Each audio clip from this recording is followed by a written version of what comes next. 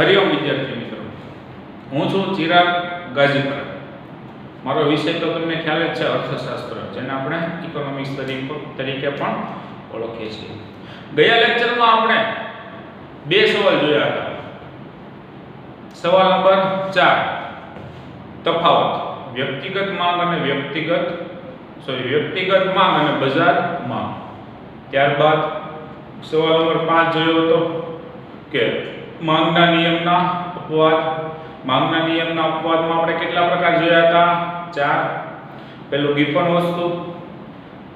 વસ્તુનો ખ્યાલ કોણે આપ્યો? સર રોબર્ટ ગિફન નામના વ્યક્તિએ. ગિફન વસ્તુ એટલે શું? વસ્તુની કિંમત ઘટે તો તેની માંગમાં પણ શું થશે? ઘટાડો. વસ્તુની કિંમત વધે તો તેની માંગમાં પણ શું થશે? વધારો. ત્યારબાદ બીજો મુદ્દો જોયો હતો પ્રતિષ્ઠા મૂલ્યવાળી વસ્તુઓ.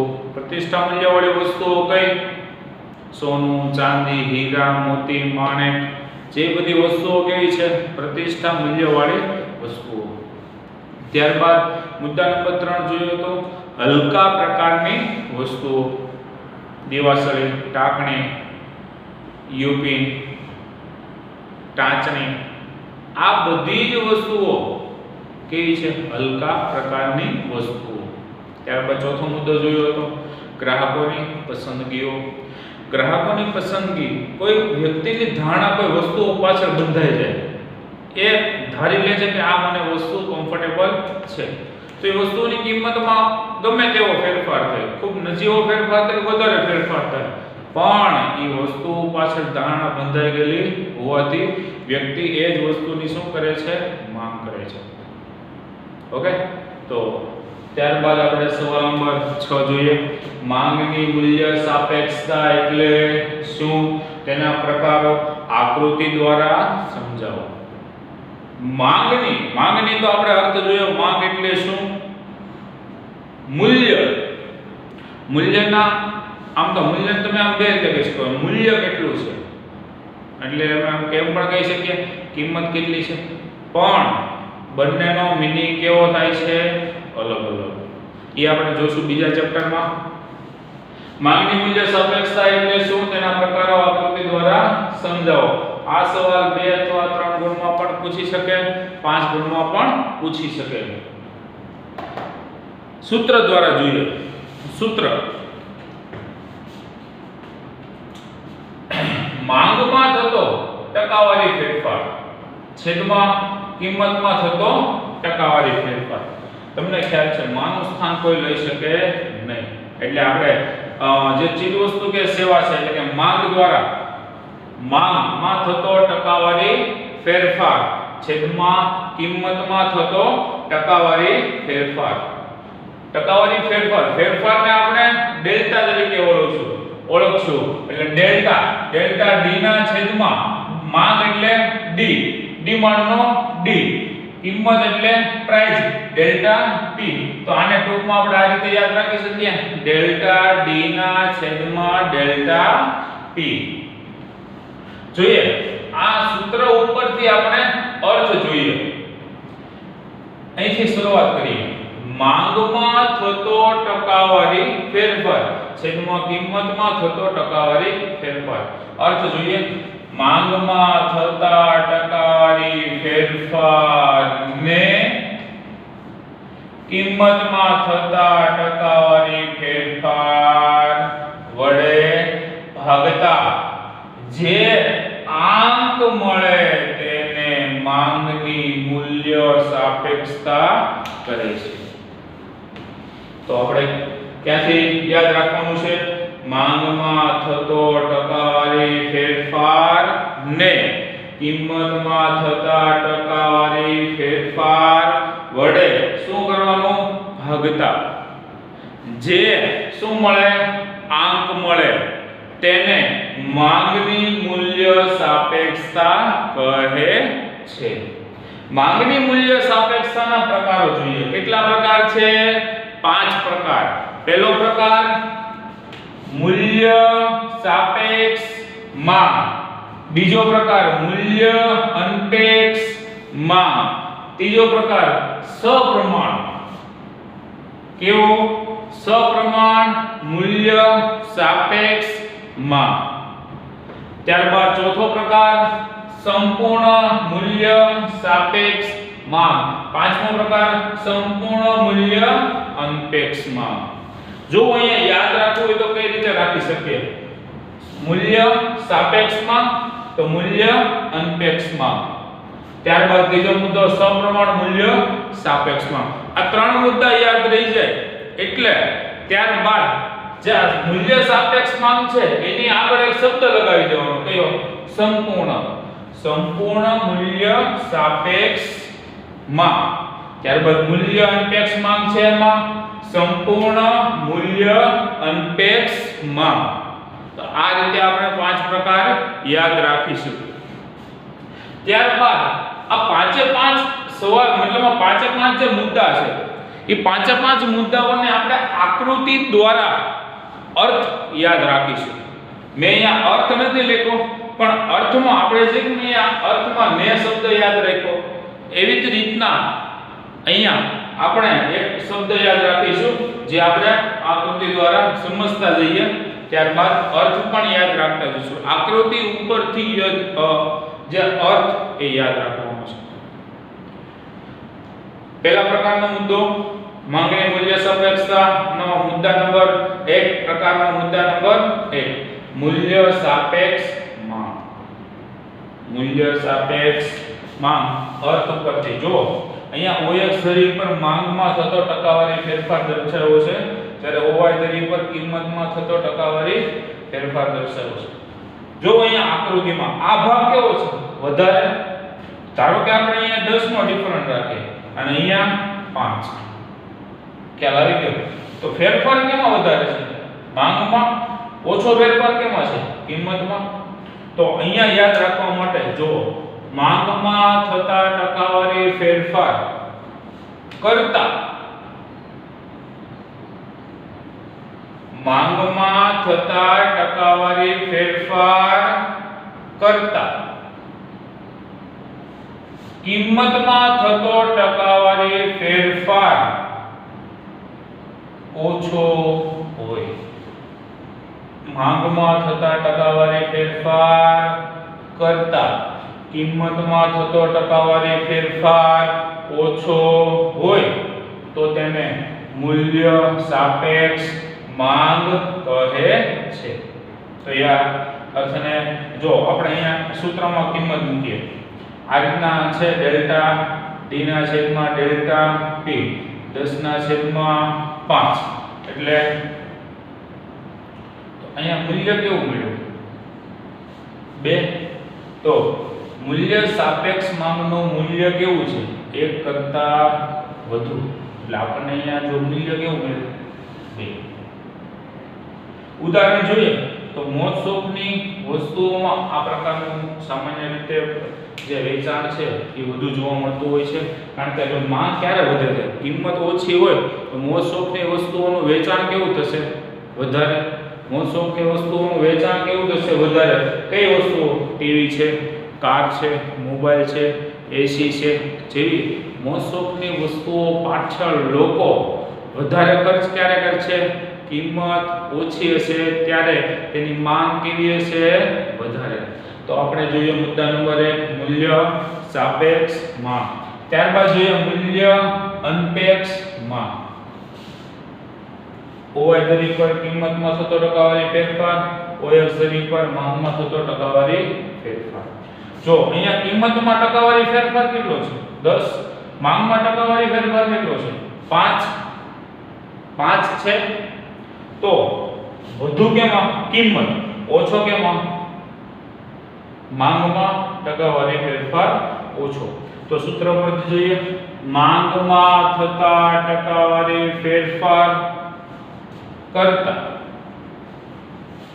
કિંમતમાં થતો ટકાવારી ફેરફાર વધુ હોય તો તેને મૂલ્ય અનપેક્ષ માંગ તરીકે ઓળખાય. માંગમાં થતા ટકાવારી ફેરફાર કરતા કિંમતમાં થતો ટકાવારી ફેરફાર વધુ હોય તો તેને માંગની જે મૂલ્ય અનપેક્ષ માંગ છે તે કહેવાય. જો અહીંયા સૂત્રમાં કિંમત મૂકીએ ડેલ્ટા ડી ના છેદમાં ડેલ્ટા પી 5 ના છેદમાં 10 નીચે આવ્યા 2 તો 1 ના છેદમાં 2 આ રીતે લખી શકાય. તો આનું મૂલ્ય કેવું છે 0.5. તો 1 કરતા કેવું છે ઓછું, 1 કરતા કેવું છે ઓછું. તો આ ઉદાહરણ આપી શકીએ કે જીવન જરૂરિયાતની જે વસ્તુઓ છે મતલબ પ્રાથમિક જે જરૂરિયાત છે લોકોની, અનાજ, કઠોળ, શાકભાજી, દૂધ, આ બધી વસ્તુઓ આ ઉદાહરણમાં આપણે લખી શકીએ. ત્યારબાદ મુદ્દા નંબર 3 સપ્રમાણ મૂલ્ય સાપેક્ષ માંગ. સપ્રમાણ એટલે સરખું. તો જોઈએ માંગમાં થતા ટકાવારી ફેરફાર અને કિંમતમાં થતો ટકાવારી ફેરફાર કેવો હોય? સરખો હોય. કેવો હોય? સરખો હોય. તો તેને કહેવાય સપ્રમાણ મૂલ્ય સાપેક્ષ માંગ. ટૂંકમાં માંગમાં થતો ટકાવારી ફેરફાર અને કિંમતમાં થતો ટકાવારી ફેરફાર બંને કેવા હોય? સરખા હોય. તો આપણે અહીંયા જોઈએ છીએ માંગમાં પણ 10 નો ફેરફાર થાય, કિંમતમાં પણ 10 નો ફેરફાર થાય. તો આપણે સૂત્ર મૂકીએ ડેલ્ટા ડી ના છેદમાં ડેલ્ટા પી 10 ના છેદમાં 10. તો મૂલ્ય કેટલું મેળવે? તો એનું મૂલ્ય જ કેટલું છે? 1 જેટલું. સપ્રમાણ મૂલ્ય સાપેક્ષ માંગનું મૂલ્ય કેટલું? 1 જેટલું. મૂલ્ય કેટલું? 1 જેટલું. પણ વાસ્તવિક દુનિયામાં આ કે જોવા મળતું નથી. કારણ કે કોઈ પણ જગ્યાએ માંગમાં અને કિંમતમાં એક ધારો સરખો જે ટકાવારી ફેરફાર જોવા મળતો નથી. ત્યારબાદ સંપૂર્ણ મૂલ્ય સાપેક્ષ માંગ. જો અહીંથી થોડો ફેરફાર થાય છે. સંપૂર્ણ મૂલ્ય સાપેક્ષ માંગ. OY ધરી પર કિંમત, OX ધરી પર માંગમાં ટકાવારી ફેરફાર દર્શાવો. જો તમે અહીંયા આકૃતિ જોઈ શકો છો. કિંમત કેવી છે? સરખી, સ્થિર. એમાં કોઈ પણ પ્રકારનો ફેરફાર થતો નથી. ધારો કે કિંમત કેવી રહી? 10 રૂપિયા સ્થિર રહી. પરંતુ એની માંગમાં શું થયો? ફેરફાર. 10, 20, 30. એની માંગમાં શું થયો? ફેરફાર. તો હવે જો માંગમાં ફેરફાર થયો છે, કિંમત કેવી છે? સ્થિર. તો આને આપણે એ રીતે યાદ રાખીશું કે કિંમત અહીંથી યાદ રાખીશું માંગમાં ટકાવારી ફેરફાર થાય છે પરંતુ કિંમતમાં કોઈ ટકાવારી ફેરફાર થાય નહીં તો તેને સંપૂર્ણ મૂલ્ય સાપેક્ષ માંગ તરીકે ઓળખાય. માંગમાં ટકાવારી ફેરફાર થાય નહીં પરંતુ જો માંગમાં ટકાવારી ફેરફાર થાય પરંતુ કિંમતમાં કોઈ ટકાવારી ફેરફાર થાય નહીં તો તેને કહેવાય સંપૂર્ણ મૂલ્ય સાપેક્ષ માંગ. તો અહીંયા જોયો એનું મૂલ્ય કેવું છે? અનંત સુધી. કારણ કે કિંમત કેવી રહે છે? સ્થિર. અને માંગમાં સતત શું થાય છે? વધારો. 10, 20, 30, 40, 50 જેવો માંગમાં સતત શું થતો જાય? વધારો. અને કિંમત કેવી રહે? સ્થિર. તો એનું મૂલ્ય કેવું છે? અનંત સુધી. તો વાસ્તવિક દુનિયામાં આ પ્રકારની માંગ એટલે કે સંપૂર્ણ મૂલ્ય સાપેક્ષ માંગ નું મૂલ્ય જોવા મળતું નથી. ત્યારબાદ સંપૂર્ણ મૂલ્ય અનપેક્ષ માંગ. સંપૂર્ણ મૂલ્ય અનપેક્ષ માંગમાં અહીંયા કિંમતમાં શું થાય છે? ફેરફાર. અને માંગ કેવી રહે છે? સ્થિર. ધારો કે કિંમતમાં 10, 20, 30 એમ સતત શું થાય? થતો ફેરફાર. પરંતુ માંગ કેટલી રહે? 10. માંગ કેવી રહે છે? સ્થિર. તો અહીંયા એ રીતે માંગમાં ટકાવારી ફેરફાર થતો નથી પરંતુ જો કિંમતમાં ટકાવારી ફેરફાર થાય તો તેને સંપૂર્ણ મૂલ્ય અનપેક્ષ માંગ તરીકે ઓળખવામાં આવે છે. સંપૂર્ણ મૂલ્ય અનપેક્ષ માંગ એટલે માંગમાં ટકાવારી ફેરફાર થાય નહીં, પરંતુ કિંમતમાં જો ટકાવારી ફેરફાર થાય તો તેને સંપૂર્ણ મૂલ્ય અનપેક્ષ માંગ તરીકે ઓળખવામાં આવે છે. આનું મૂલ્ય કેવું છે? શૂન્ય. જો આનું ઉદાહરણ આપી શકું તો એમ તો કહી શકો ને મીઠું. જો મીઠાની કિંમતમાં ગમે તેટલો ફેરફાર થાય, પરંતુ ધારો કે મીઠાની કિંમત ઘટી ગઈ, મીઠું સસ્તું થઈ ગયું, તો શું લોકો શાકમાં મીઠું નાખવાનું વધારે કરી દેશે? નહીં, નાખને સસ્તું છે થોડું વધારે, એવું કરતા નથી. સ્ટેપલરની પેનની કિંમત મતલબ આજે હલકા પ્રકારની વસ્તુઓ છે, અત્યંત સસ્તી વસ્તુઓ, હલકા પ્રકારની વસ્તુઓ છે, એનું આપણે ઉદાહરણ લઈ શકીએ. સ્ટેપલરની પિનનું પહેલા બોક્સ 5 રૂપિયાનું આવતું હતું, અત્યારે હવે 7 રૂપિયાનું આવે છે. શું આપણે સ્ટેપલરની પિનનો વપરાશ વધારી દીધો? નહીં. તો હલકા પ્રકારની વસ્તુઓ, મીઠું છે, દીવાસળી, ટાંકણી, આ બધી વસ્તુઓનો વપરાશ માનવી કેવો કરે છે? ખૂબ ઓછો. એની કિંમતમાં ગમે એટલો વધારો ઘટાડો થાય, પણ માનવી એ વસ્તુ વધારે પડતી પ્રમાણમાં ખરીદતા નથી. તો આ સવાલ તમારે ચોપડામાં વ્યવસ્થિત ક્રમબદ્ધ રીતે એક આકૃતિ, એની નીચે આ જે આકૃતિઓ તમને દેખાય છે એ વધુમાં વધુ 3 થી 4 લીટીમાં દોરવાની રહેશે. બહુ મોટી આકૃતિ દોરવાની નથી. હું તમને પીડીએફ મોકલીશ, એમાં તમે જોઈ લેજો. હવે દરેક બાળકોને પ્રશ્ન હતો કે સર તમે ગયા વર્ષે ચેપ્ટર નંબર ડાબા પેજ ઉપર ચેપ્ટર નંબર 3 લખાવતા હતા અને જમણા પેજ ઉપર ચેપ્ટર નંબર 4 લખાવતા હતા. તો આ વર્ષે એ નહીં કરીએ, આપણે કન્ટિન્યુ ચેપ્ટર વાઇઝ મતલબમાં પેજ વાઇઝ ડાબા અને જમણા પેજ ઉપર કન્ટિન્યુ પેજ ઉપર આપણે ચેપ્ટર નંબર 3 જ લખીશું. એ જ્યારે શાળા રેગ્યુલર શરૂ થાય ત્યારે હું તમને માહિતી આપી દઈશ કે કઈ રીતે તમારે આ બધા ચેપ્ટર નંબર 3 માં અને ચેપ્ટર નંબર 4 પુરવઠો એ સરળતાથી અને ખૂબ જ સહેલાઈથી કઈ રીતે યાદ રાખીશું એ આપણે શાળા ખુલે, રેગ્યુલર શાળા ખુલે ત્યારે આપણે જોઈ લઈશું. ઓકે, તો આ સવાલ તમારા ચોપડામાં વ્યવસ્થિત તમને ખ્યાલ કીધું છે. આગળ પણ પેન્સિલથી જ આકૃતિ દોરવાની રહેશે. ઓકે, તો આ સવાલ તમારા ચોપડામાં વ્યવસ્થિત ઉતારી લો. પહેલા સવાલ લખજો, પછી સૂત્ર, આ સૂત્ર પણ લખજો, પછી એનો અર્થ, પછી 5 પ્રકારના નામ લખજો.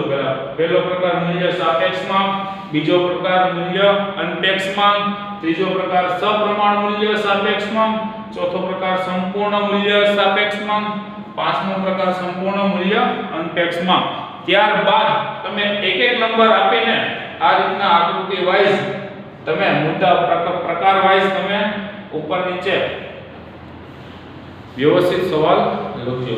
હરિઓમ. ત્યાં સુધી તમે બોર્ડ ઉપરથી લખી લો.